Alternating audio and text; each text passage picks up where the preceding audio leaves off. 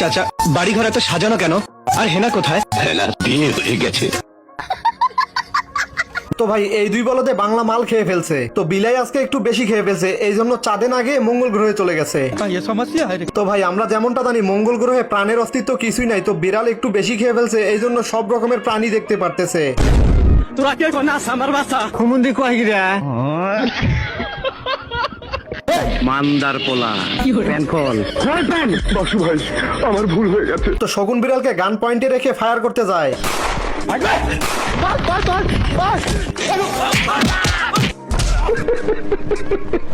তো ভাই পার্সোনালি একটা কথা বলি, এ তো মাল খেয়ে এরকম স্বপ্ন দেখতেছে, কিন্তু আমি তো মাল না খেয়েও এরকম স্বপ্ন দেখি। তো ভাই আপনারাও এরকম দেখেন নাকি? তো যাই হোক, হাতি সুরের ভিতরে নারকেল নিয়ে ফায়ার করে। তো ভয়ের ঠেলায় উট পাখি দৌড়ে এসে মাথা মাটির ভিতরে লুকায়। তো ভাই কি পরিমাণের বলদে দেখেন, এইভাবে লুকিয়ে কি নারকেলের হাত থেকে বাঁচা যায়? তখনই আরেকটা নারকেল এসে উট পাখির গলায় লেগে আবারও ফিরে যায়। তো পেছনে আবার রয়্যাল বেঙ্গল টাইগার ছক্কা মারার জন্য রেডি।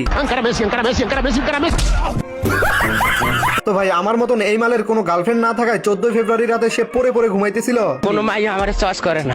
আর তখনই এই মালের ঘুম ভেঙে যায়। আর একটা ঘরে যদি এতগুলো ঘড়ি থাকে তাহলে কি ঘুম ধরা সম্ভব? মারো আমকো মারো। তো ভাই এ তো পুরো আমার মতন অবস্থা, আমি ঘুমাতে গেলে কোনো না কোনো শব্দ হবেই। ও ভাই ये क्या है?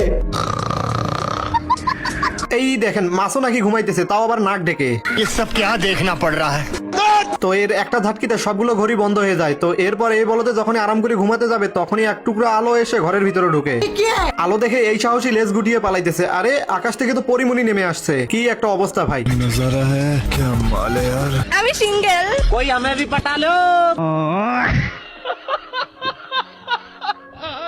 তো এই মৌমাছি আবার এখানে হাঁটতে হাঁটতে একটা ক্যামেরা দেখতে পায়। এখন যেহেতু এটা মেয়ে মৌমাছি তাই ক্যামেরা দেখার সাথে সাথে স্টাইল করে হাঁটতে থাকে। क्या माल है यार। তো হাঁটতে হাঁটতে তার আসল রহস্য বের হয়ে আসে।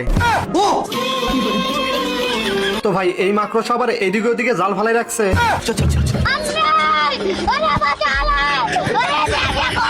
তো কাম সারছে, মাকড়সার জালে তো গরু আটকে গেছে। তো এইখানে একটা লোক কাগজে আগুন লাগিয়ে দেয়, তো একটা মাছি এসে সেই আগুনটা নিভিয়ে দেয়। আমি হিরো আলম থাকতে আমার এলাকায় তোরা ইফটিজিং করিস। তো ভাই এইদিকে একটা ফড়িং তার পাখায় ধার দিতেছিল, আর হঠাৎই ব্যাঙের মতন সে লাফাতে শুরু করে। তো লাফাতে লাফাতে সে গায়েব হয়ে যায়। তো ফড়িং মনে হয় কাকে খাইছে। मैंने कुछ नहीं किया। আর এইদিকে আবার একটি মাকড়সা শিকার খুঁজতেছিল। মাল আ গয়া। তো নিচে তাকিয়ে দেখে সে একটা সুন্দরীকে দেখতে পায়। তো সুন্দরীকে দেখে সে পুরো ডিপ জল হয়ে যায়।